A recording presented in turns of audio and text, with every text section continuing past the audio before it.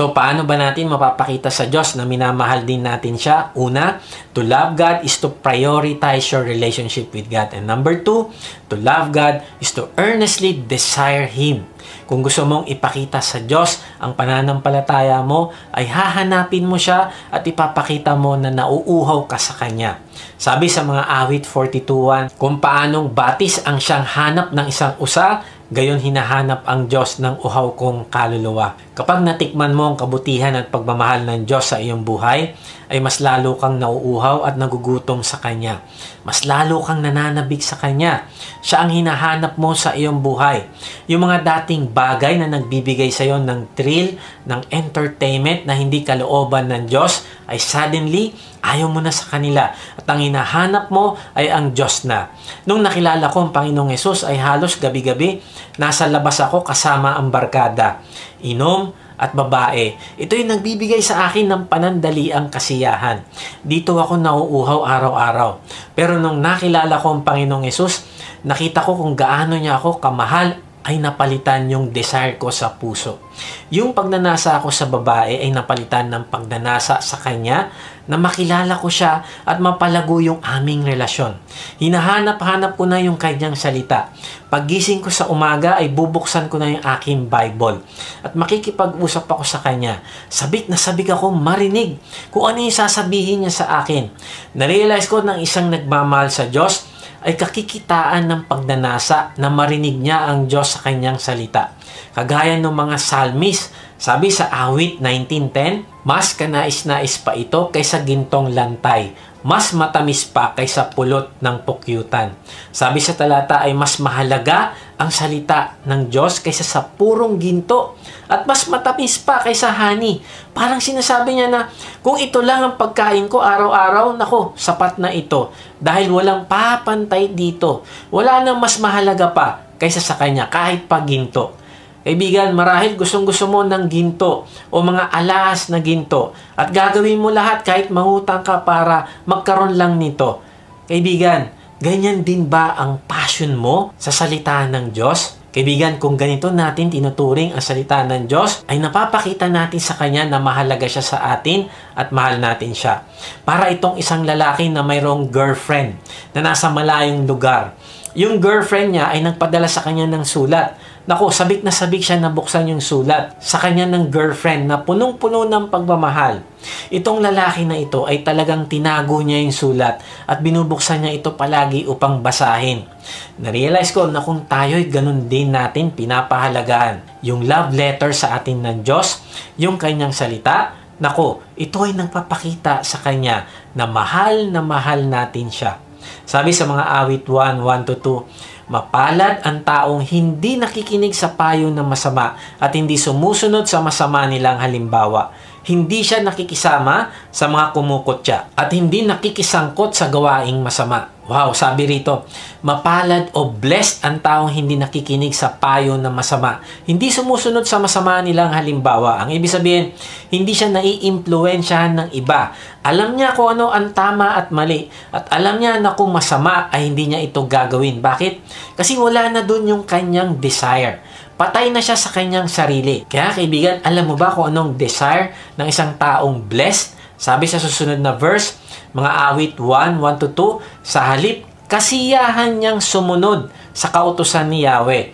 Pinagbubulay-bulayan niya ito sa araw at gabi. Wow! Narealize ko na kaya blessed ang isang tao. Kaya pinagpapala ang isang tao ay kapag ang kanyang pagnanasa ay nasa salita ng Diyos. Pinagbubulay-bulayan niya ito araw at gabi. Gustong-gusto niya itong sundin sa buhay niya. Malungkot siya kapag meron siyang hindi nasusunod sa sinasabi ng Diyos. Grabe, ito yung taong pinagpapala. Kaya kaibigan, tanong natin sa sarili, bakit parang hindi ko nararamdaman yung pagpapala ng Diyos? Kaibigan, baka mamaya hindi ang Diyos ang hinahanap mong pagpapala. Ang inuuna mong desire ay yung pagpapala at hindi talaga ang Diyos. Kaya minsan, hindi ibibigay sa'yo ng Diyos yung pagpapala na yan. Kasi hindi naman siya talaga ang desire mo. Now, ano kaya ang itsura ng isang taong pinagpapala Tignan natin sa kasunod na verse. Mga awit 1:3, katulad niya'y punong kahoy sa tabi ng isang batisan. Laging sariwa ang dahon at namumunga sa takdang panahon.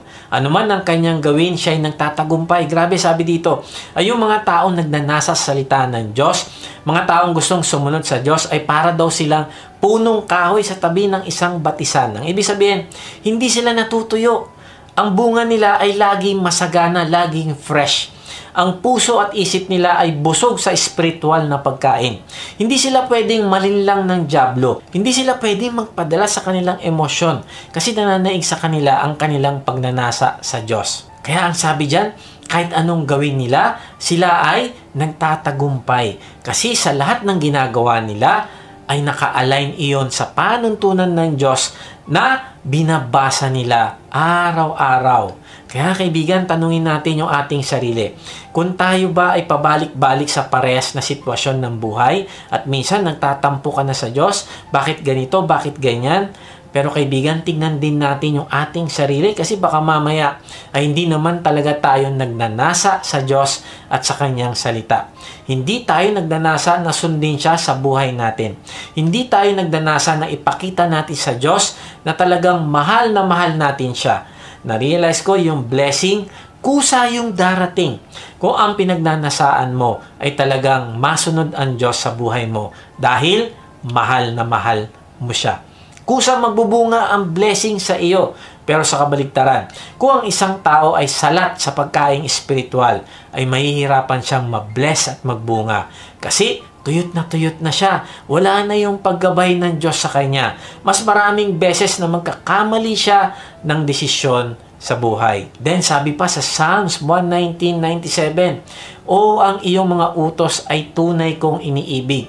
Araw-araw sa maghapon ay siya kong iniisip." Kaibigan, dumating ka na ba sa point na sabik ka pakinggan ang sasabihin ng Diyos sa iyo dahil gusto mo itong sundin? Gusto mo basahin ang salita ng Diyos dahil dito mo siya mas nakikilala at namamangha ka sa kabanalan, kapangyarihan at pagmamahal niya sa iyo? At dahil mas nakikilala mo siya, ay gusto mong sumunod kasi alam mo na mapapabuti ka, na wala siyang sasabihin sa iyo na ikakapahamak mo. Kaya nga isang tao nagbababad sa salita ng Diyos ay kala mo napakatalino kasi sobrang dami niyang wisdom. Oo, hindi siya perfect, pero dahil sa nagbubulay-bulay siya sa salita ng Diyos ay naitatama ang kanyang desisyon. At yun ang nagbibigay sa kanya ng tagumpay. Kaya tingnan mo, sabi sa susunod na verse, Psalm 119:98, "Kasama ko sa tuwin na yaong iyong kautusan, kaya ako'y dumurunong ng higit pa sa kaaway." Wow, ito yung blessing. Dumurunong ang isang tao na nagbubulay-bulay sa salita ng Diyos. Higit sa kahit kanino. Hindi pinag-uusapan dito kung gaano kataas ang edukasyon mo. Kung hindi mas meron kang wisdom kaysa sa mga tao mas mataas ang pinag-aralan sa'yo, kung pinagbubulay-bulayan mo araw at gabi ang salita ng Diyos at sinusunod mo ito sa iyong buhay. Kaya nga sabi sa Psalm 119:103-104, "O kay tamis na namnamin ng utos mong ibinigay, matamis pa kaysa pulot, lasa nitong tinataglay. Sa bigay mo mga utos na tamukoy karunungan, kaya ako'y namumuhi sa ugaling mahalay." Kaibigan, kailan naging wisdom o karunungan sa iyo ang kautusan ng Diyos? Tandaan mo, magiging wisdom lang ito sa iyo kapag pinag-aaralan mo na siya. At magiging wisdom lang ito sa iyo kapag sinusunod mo na siya. Ayon sa talata ay makikita mo sa isang tao ang wisdom kung namumuhi na siya sa ugaling mahalay. Sabi ni John Ortberg, "Many Christians expend so much energy and worry trying not to sin. The goal is not to try to sin less. In all your efforts to keep from sinning, what are you focusing on? Sin. God wants you to focus on Him, to be with Him. Abide in me. Just relax and learn to enjoy His presence. Every day is a collection of moments. 86,400 seconds in a day. How many of them can you live with God? Start where you are and grow from there. God wants to be with you every moment." Grabe, no? Tanungin natin sa sarili, ilang minuto ang nilalaan natin sa Diyos araw-araw? Nakikita ba ng Diyos na siya ang pinagdanasaan natin? Kung talagang sinasabi mo na mahal mo ang Diyos, ay bibigyan mo siya ng priority. Papahalagahan mo siya at pagnanasaan mo siya. In fact, pag sinasabi mo na nag-worship ka sa Diyos, ay sisiguraduhin mo na siya ang pinakamahalaga sa iyong buhay. Tingnan mo, sabi ni David Robledo, "We praise what we earnestly value, and if we praise what we do not value, we are mocking it." Masakit yung pananalita na ito na sinasabi ni David Robledo. Parang sinasabi niya na sa tuwing nagpupuri ka sa Diyos, pero hindi naman siya ang pinagnanasaan mo, wala siyang halaga sa iyo, ay iniinsulto mo lang siya. Parang sinasabi niya na huwag mo sambahin ang Diyos kung hindi naman siya ang pinagnanasaan mo ng buong buo, kasi minamaliit mo lang siya. Bakit? Kasi hindi ito nagpapakita na mas mahal mo siya kahit sa sino o anumang bagay.